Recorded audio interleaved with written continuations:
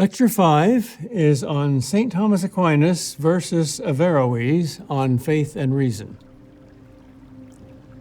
Among philosophers today, there are still Platonists and Aristotelians and Augustinians and Cartesians and Humeans and Kantians and Hegelians and atheistic existentialists and theistic existentialists and Marxists and deconstructionists and pragmatists and phenomenologists and positivists and skeptics, but there are even more Thomists.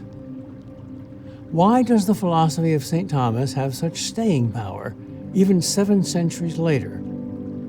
Why has his philosophy shown itself more capable of assimilating new data from modern science and from new philosophical developments, such as personalism, existentialism, and phenomenology, than any other philosophy? The first reason has to be simply because it's true, and because truth never contradicts truth. And the second reason is that Aquinas combined and synthesized and reconciled or married philosophy and theology, reason and faith, better than anyone else ever did. That's the main point I'll try to show in this lecture. And within philosophical reason, he also combined reason's 2 primary ideals better than anyone else ever did: clarity and profundity, exact logic and intuitive wisdom, analysis and synthesis, the details and the big picture.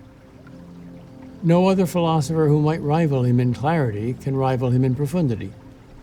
And no other philosopher who might rival him in profundity can rival him in clarity. British analytic philosophers today give you clear, careful logic, but not much profundity, while continental philosophers, especially phenomenologists and existentialists, give you profundity but not much clarity. Aquinas gives you both. Many thinkers explore the supernatural but ignore the natural, and many more explore the natural but ignore the supernatural. For instance, the most famous of all philosophical paintings, the School of Athens, has Plato and Aristotle walking together, Plato with his eyes upward on the heavens, and Aristotle with his eyes downward towards the earth. But Aquinas explores and defends both.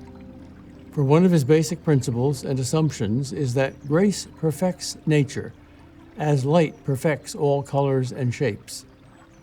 God's supernatural revelation does not subvert or ignore or demean or lessen the value of the whole world of nature and natural reason. It enhances and perfects it. That is why faith, which is our soul's connection to God, perfects reason, which is our soul's connection to nature. Aquinas also combines uncommon intellectual brilliance and uncommon common sense. Like the sea, he is both clear and shining on the surface and almost inexhaustibly deep. Like Aristotle, he habitually avoids opposite extremes, either-ors.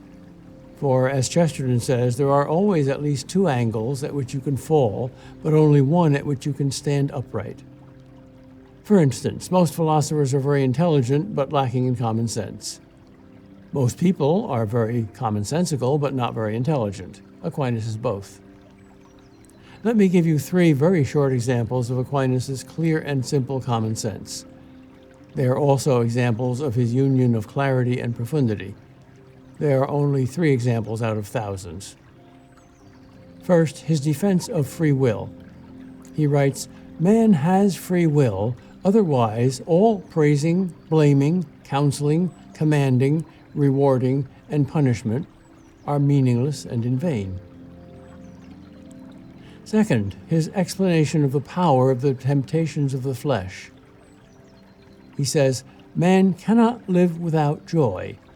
That is why one deprived of true spiritual joy will go over to carnal pleasures." Third, one of his arguments for life after death. He says, "Nature makes nothing in vain. Thus, man's natural desire for immortality is a sign of its reality." St. Augustine and St. Thomas Aquinas are certainly the 2 greatest Christian philosophers, the twin peaks of the mountain range of Christian thought. Augustine is the great philosopher of love, and Aquinas is the great philosopher of truth. And there is no contradiction here, since for both thinkers, these are their 2 absolutes. Remember that medieval statues of Augustine always show his two hands containing the open book of truth and the burning heart of love. And remember that Augustine's first conversion of mind was when he read Cicero's exhortation to philosophy and discovered that truth was absolute and devoted his whole heart to it. Aquinas has those same two absolutes, and he shows how they are one because he says both that truth is the thing we must love the most and that love is the highest truth. He says that it is a greater good to love God than to know God, because we can love him totally, but we cannot know him totally. He compares the two by observing that love shapes the lover into the form of the beloved, while knowledge shapes the object known to the mental limitations of the knower. And that is why it is better to know a stone than to love a stone, but better to love God than to know God. For when we know a stone, we raise it up to the level of human thought, of idea, of the human spirit. We make it a part of our thought life. But when we love a stone, we lower ourselves to its level. We become more stone-like. But when we love God, we become more God-like. We raise ourselves up to a more superhuman level. However, when we know God, we know him by human analogies and in human terms, so we drag him down to our meager level, so to speak, because our knowledge is so limited. For instance, we speak of God as changing from being our enemy to being our friend when we convert and repent. But God does not really change, only we do. As the sun does not move around the earth as it seems to, the earth moves around the sun. Augustine and Aquinas both believe that both truth and love are absolutes and merit our unlimited and absolute allegiance. We should never compromise either, because they are what God is made of, so to speak. They are divine attributes. And they are the respective objects and ends and perfections of the two powers of the soul that constitute the image of God in us, the intellect and the will, the head and the heart, the power to know and the power to love. That's probably why God gave us two great philosophers, not just one, as he gave us two sexes, not just one. Augustine is the supreme champion of love, and Aquinas is the supreme champion of truth. Augustine has a radically misunderstood reputation as a kind of puritanical killjoy because he converted out of the same sexual addiction that most people in our society have. They have converted into that by their embrace of the sexual revolution. Similarly, Aquinas has a radically misunderstood reputation as a head-in-the-clouds intellectual that can be understood only by other intellectuals. This is simply not true. In fact, once you understand a few key terms in his technical philosophical vocabulary, which comes from Aristotle, Aquinas is one of the simplest and clearest and easiest to understand philosophers who ever lived. Surprisingly easy to read and understand, and always commonsensical. That's the main point of the best book ever written about Aquinas, G.K. Chesterton's St. Thomas Aquinas the Dumb Ox. Dumb Ox was what Aquinas was called by his fellow students because he seldom spoke in class. That was not because he understood nothing, but because he understood almost everything. I can't resist the temptation to prove my point from the words of Aquinas himself instead of using my words, but that will entail reading to you a whole page from Aquinas just to show you how clear and simple he is. It's about the topic I want to center on, about the relation between faith and reason, religion and science, theology and philosophy. I take time to read it all because it addresses and refutes the most popular superstition of our culture about the historical change between our age and that of St. Thomas, which is the idea that the history of our modern civilization since Aquinas centers on the ever-increasing war between science and religion. This is a totally fake war, without a single casualty. That claim may sound surprising, but when, instead of talking about the two vague abstractions called science and religion, when we ask the question, which dogma of which religion has been disproved by which discovery of which science, and when did that discovery happen, name the scientist and the discovery and the data or the experiment or the calculation that logically disproved the religious dogma, when we ask that question, we find that no one has ever answered it. So it is deeply relevant to our times and our culture for us to center on Aquinas' argument that faith and reason can never contradict each other. And that assumption is the foundation of the vast enterprise of his lifetime of work, to show that the two massive and complex bodies of thought, on the one hand, everything known by faith is supernaturally revealed in Christian theology, and on the other hand, everything proved by natural reason alone, both in common sense and in philosophy, and in all the sciences, that these two bodies are consistent with each other, not contradictory. They are not like a dog and a cat, which cannot mate. They're like a man and a woman who can. Here's the quotation from the beginning of his shorter Summa, the Summa contra Gentiles, which means the summary against the unbelievers. The first part of the quote is about the absolute priority of truth. He writes, "The end of each thing is that which is intended by its author, but the author of the universe is an intellect. The ultimate end of the universe must therefore be the good of an intellect. This good is truth. Truth must consequently be the end of the whole universe. And the consideration of the wise man aims principally at truth. So it is that, according to his own statement, divine wisdom testifies that he has assumed flesh and come into the world in order to make the truth known.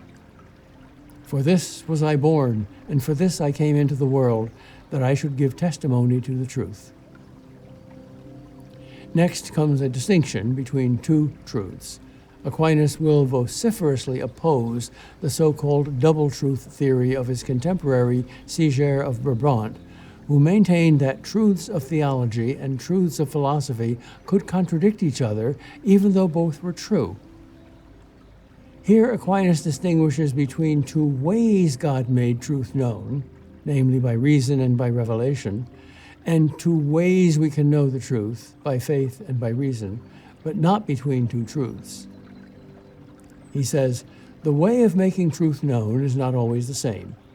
There is a twofold mode of truth in what we profess about God, for some truths about God exceed all the ability of the human reason, that is, to discover, to comprehend, or to prove. Such is the truth that God is triune. But there are some truths which the natural reason is able to reach. Such are that God exists, that he is one, and the like. In fact, such truths have been proved demonstratively by the philosophers, guided by the light of natural reason alone. It is fitting that both of these truths be proposed to man by God for belief. This point must first be shown concerning the truths that are open to the inquiry of reason, for it might seem that since such a truth can be known by reason, it was superfluous for God to reveal it to man through supernatural inspiration. But if this truth were left solely as a matter of inquiry for human reason, three awkward consequences would follow. The first is that few men would possess the knowledge of God, for there are three reasons why most men are cut off from the fruit of diligent inquiry which is needed for the discovery of such truth. Some do not have the physical disposition. Others are cut off from this pursuit by the necessities imposed on them by their daily lives. And finally, there are some who are cut off by laziness. The second awkward effect is that those who would come to discover the truth about God would only reach it after a great deal of time. The reasons for this are several. There is the profundity of this truth, and there is also the fact that in youth, when the soul is more swayed by the passions, it is not in a suitable state for knowing such lofty truths. The third awkward effect is this. The investigation of human reason usually has errors in its use, with the result that many would still hold in doubt things that have in fact been truly proved, especially since among those reputed to be wise, each one teaches his own brand of doctrine. It was beneficial, therefore, that the divine mercy provided for instructions to believe by faith even truths that human reason is able to reach, so that all could easily share in the knowledge of God without uncertainty and without error. And the truths that human reason is not able to reach are also fittingly proposed to us for belief. For no one tends with desire and zeal toward something that is not known to him. But men are ordained by divine providence to a higher good than human fragility can experience in this present life. That is why it was necessary for the human mind to be called to something higher than the human reason here and now can reach, so that it would learn to desire and tend with zeal toward something that surpasses the whole state of this present life. Now, this logical and theoretical explanation of God's strategy is then supplemented by a psychological and practical one. Aquinas writes, another benefit that comes from the revelation to men of truths that exceed human reason is the curing of presumption, which is the mother of error. For some have such a presumptuous opinion of their own ability that they deem themselves able to measure the nature of everything. In their estimation, everything is true that seems to them so, and everything is false that does not. In order that the mind might be freed from this presumption and come to a humble inquiry after truth, it was necessary that some things should be revealed to men by God that would completely surpass his intellect. And then comes a kind of manifesto or charter for Christian philosophy that refutes the 18th century Enlightenment idea famously summarized by Alexander Pope in his essay on man, when he said, "Know then thyself, presume not God to scan, the proper study of mankind is man." C.S. Lewis replied to that the proper study of mankind is everything, especially God. And St. Thomas, quoting Aristotle, says pretty much the same thing. He says, "There was a certain Simonides who exhorted people to put aside the inquiry into divine things and apply their talents to human occupations. He wrote, 'He who is a human should know human things, and he who is a mortal, things that are mortal.' Against Simonides, Aristotle says that man should draw himself towards that which is immortal and divine as much as he can. And he says that although what we know of the higher realities is very little, yet that little is prized and desired more than all the knowledge we have about less noble things." And now comes the bottom line, that these truths can never contradict each other, that there can never be any true war between true science, including philosophical science, and true religion. Aquinas writes, "Now, although the truth of the Christian faith surpasses the capacity of the reason, nevertheless those truths that human reason is by nature endowed to know cannot be opposed to the truth of the Christian faith for two reasons. First, what the human reason knows by nature is so true that it is not possible to think of such truths as false." He is thinking of such truths as 2 + 2 = 4, that the immortal is greater than the mortal, and other such self-evident principles. Nor, he says, is it permissible to believe as false that which is known by faith in divine revelation.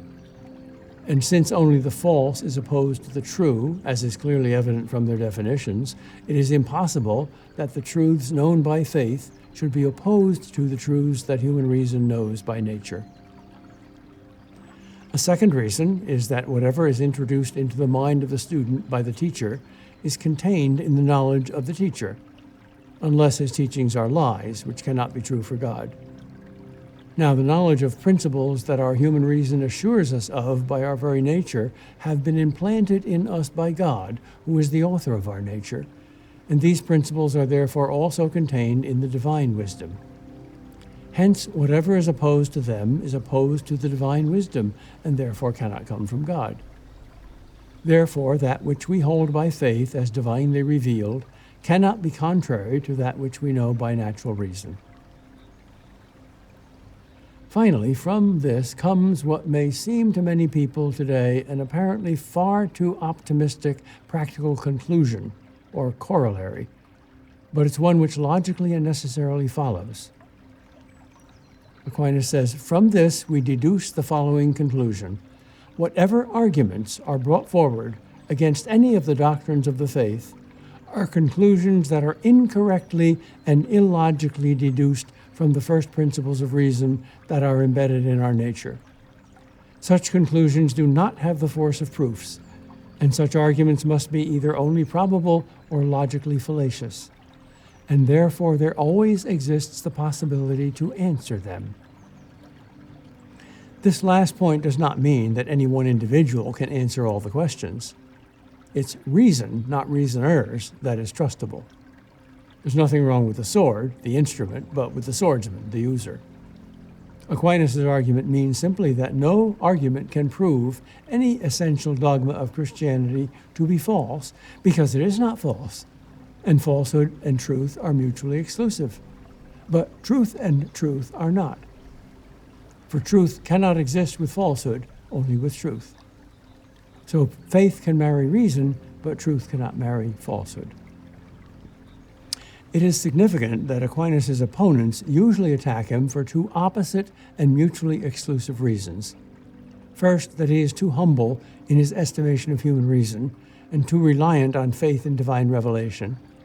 And second, that he is too optimistic about human reason's ability to disprove every possible argument against every doctrine of the faith. But if God exists, then the humble conformity of our fallible mind to his infallible mind is utterly rational. That answers the first objection. And on the other hand, if the faith is true, it can never be proved to be false, since falsehood and truth are opposites. That answers the second objection. Aquinas is history's greatest matchmaker between two of humanity's greatest enterprises, faith and reason. When we speak of this marriage, we are not speaking of the marriage between the psychological act of faith, or believing in God, and therefore in all that God reveals, on the one hand, and on the other hand, the psychological act of reason, that is, of understanding and judging and proving. The two psychological acts cannot marry or mate any more than cats or dogs can. Believing and proving are an either or.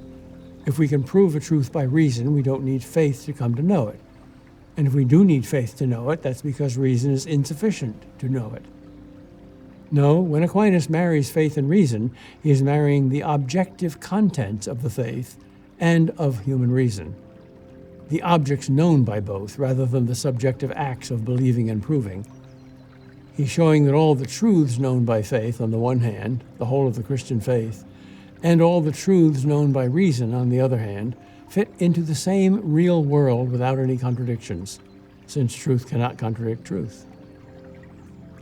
Now, this marriage is an enormous enterprise because both the bride and the groom are enormous.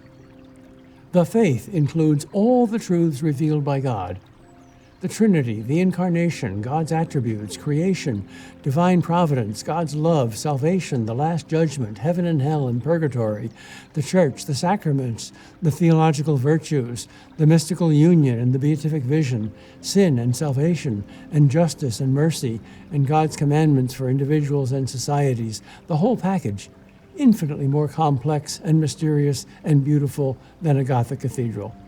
In fact, more so than the entire natural universe. And what we can know by reason is also enormous, because it includes, well, everything we can know by common sense, by all the sciences, and by good philosophy. And philosophy includes logic and methodology and metaphysics, form and matter, and substance and accident, and essence and existence, and being and becoming, and cosmology, space and time and matter and the four causes, and anthropology, soul and body and reason and will and passions and immortality and freedom, and epistemology, senses and intellect and abstraction and universals and particulars, and the nature of truth and the refutation of skepticism and subjectivism, and ethics, good and evil and right and wrong and obligation and conscience and duty, and the four cardinal virtues and the natural law and social ethics, and aesthetics, and philosophy of history, and politics, and education, and, well, everything. Marrying these two sets of ideas is like marrying two galaxies. The only reason Aquinas undertakes this enormous task is that he knows at the outset that it is possible, because he knows the one foundation of all truth, which is God. As philosopher Arthur Holmes said, all truth is God's truth. And he also knows that, as Chesterton memorably said, human reason is not something like a balloon sailing off into the sky, nor something like a mole burrowing in the earth, but something like a great tree, at once rooted firmly in the earth and reaching up into the heavens with its branches. Now, let's move from this main point, this general principle about faith and reason, to three specific issues that constituted the crisis of faith and reason for Aquinas' age. Aristotle's works had just been rediscovered after being lost for centuries during the Dark Ages, and it was clear to Aquinas that Aristotle was the greatest philosopher who had ever lived. But Aristotle contradicted Christianity on at least three important issues. First, he apparently proved that the universe could have no beginning, but was eternal, not created, because nothing can come out of nothing. Second, that the soul was not immortal, but mortal, since it was the form of the body. And third, that there was no such thing as divine providence, because a perfect God would know and love only perfect objects, only what was worth knowing and loving, which was only himself. Two other problematic ideas, both somewhat more technical and philosophical, came from the Muslim philosophers' synthesis of Aristotle and Plotinus, the founder of Neoplatonism. In the Islamic world, philosophy was centuries ahead of Christian philosophy, having had both Aristotle and Plotinus long before Western Europe did. According to this Neoplatonized interpretation of Aristotle that prevailed among Muslim philosophers, especially Avicenna and Averroes, the first agent of all human thinkings was a single active intellect below God but above individual human beings. In other words, when we know any timeless truths, we do not each have our own active intellect, but we receive these ideas from the single active intellect that was also, according to the latest and most fashionable astronomical science of the time, the angel that accounted for the movements of the moon around the earth. There's a lesson here about not making one's philosophy dependent on the always revisable latest theories in the current science, no matter how popular they may be.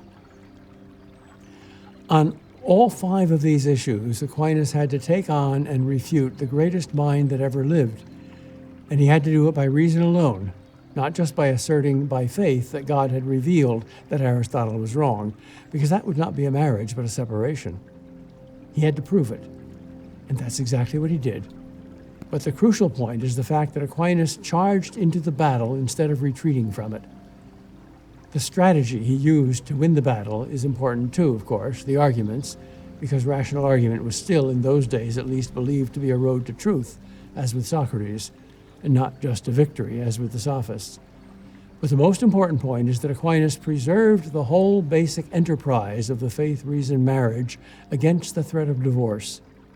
The divorce did not happen until later, especially in modern times. For Aquinas, there were three possible responses to this crisis in the marriage of faith and reason that came from the philosophy of Aristotle. We could call them fideism, rationalism, and synthesis. Let's look carefully at these three options, because they remain the three options today in our culture, though they come from other sources than Aristotle. The crisis was apparently the contradiction between divine revelation and Aristotelian reason. Two of the three responses, fideism and rationalism, appeared in Islamic philosophy in the centuries earlier than Aquinas, and these two are the most popular today in our culture as well. There was no third option, no Aquinas in the Muslim world to marry faith and reason as Aquinas did. And that is why most Muslim philosophers to this day fit into one of these two camps, as do some Christian thinkers, mainly Protestants, but also some Catholics. We could call them fundamentalists and modernists, if we like sloppy slogans. More exactly, they are irrationalism and rationalism. Irrationalism sees reliance on reason as either worthless or impious and renounces it. Among 8th century Muslim philosophers, this was the option taken by al-Ash'ari and the Ash'arites. It was taken in reaction against the earlier attempt of al-Kindi and the Mu'tazilite school to use reason to interpret and understand and defend the Quran. But al-Ash'ari taught that no attempt should be made to marry philosophical reason and faith in the Quran, and the ultimate reason for that was his theology of voluntarism, the priority of the will rather than the reason, not only in man, but first of all in God. That God's will is so free that it is not subject to reason at all, and that therefore an act is good only because God wills it, not because of its own nature, as we can know that nature by reason. In other words, that with God, literally, might makes right. So we should feel no desire to rely on reason, because God himself is irrational. There is no natural moral law known by reason, according to the Asherites. Another reason why the Asherites taught that reason was worthless was because they said that all events in nature are directly and immediately and supernaturally caused by God, and that what seem to be natural causes, which we could investigate by natural reason, are only occasions for God to act by sheer power and will. For instance, when fire burns, it is not the fire, but God that makes the heat. And when I will to move my hand, it is only God, not I, who moves my hand and my will. This was later called occasionalism, and it undercuts human reason both in theology and morality, and also in physical science. The other answer that appeared in the Muslim world, which was not popular among ordinary people, but was popular among the elite philosophers, could be labeled rationalism instead of irrationalism. It came above all from Averroes. Averroes responded to the crisis of reason versus faith, Aristotle versus the Quran, not by correcting Aristotle, as Aquinas did, nor by ignoring and forbidding him, as the fundamentalists did, but by using Aristotle to correct the orthodox interpretation of the Quran. In other words, this Muslim rationalist assumed, as did al-Ash'ari, the irrationalist, that there were real contradictions between faith and reason, between the Quran as divine revelation and Aristotle as the highest achievement of human reason. And this is the key assumption that Aquinas denied. In making that assumption, Averroes, unlike al-Ash'ari, corrected the Quran in the light of Aristotle instead of vice versa. Averroes did this, and many later Christian and Jewish rationalists like Kant and Spinoza did it too, by making the truth of his Islamic religion esoteric instead of exoteric, understandable only by the elite intellectuals, not by ordinary people. He distinguished three different levels of people and taught what was later called a theory of double truth, or more exactly for Averroes, a triple truth, three different and incompatible levels of truth. The vast majority of men fit into what he called men of exhortation, who lived by emotion rather than reason, and who should be given ideology, oratory, and rhetoric rather than philosophy and logic. The masses believed the Quran and interpret it literally, and we should be content with them and with that, because that's the best they could do. We could see them as intellectual 3-year-olds who believed in a literal Santa Claus, and rightly so, because it made them more happy and more good, and they couldn't understand anything higher than that. The elite few at the top are what Averroes called the men of demonstration, that is, philosophers who can understand logic and demand logically certain proofs everywhere, even in religion. They understand Aristotle, and they understand that Aristotle's reasons cannot be topped or refuted. They therefore interpret the Quran symbolically and not literally in every place where it contradicts Aristotle, especially regarding the four most important contradictions between Aristotle and the Quran that we defined earlier: the creation of the universe, the immortality of the individual soul, and divine providence and knowledge of our detailed little individual lives, and also about the individuality of the active intellect. In between these two classes of men, between the religionists and the philosophers, Averroes put the theologians, whom Averroes said are satisfied with inconclusive arguments, arguments from fittingness, merely probable arguments. And these people think that they have supported their faith with reasoning. But it is the reasoning of children. The theologians attempt to blend faith and reason, and that can only lead to confusion, says Averroes. Averroes claims that he is a good Muslim and believes everything in the Quran, but he claims that all the prophets of the Quran, including Muhammad, were sent to teach truth symbolically to the masses, not rationally to mature philosophers, while Aristotle knows the mind of God better than these. Averroes is the prototype of modernist Christians. The only difference is that the thing today that trumps divine revelation and demands that it be reduced to mere symbolism and not literal truth is not Aristotle, but at least three other things. The first is not modern science, but scientism, which rejects the supernatural, which is like rejecting the existence of biological males because of its vastly improved knowledge of females. The second is modern secular humanism, which defends human pride and criticizes Christian humility, the secret of all the saints.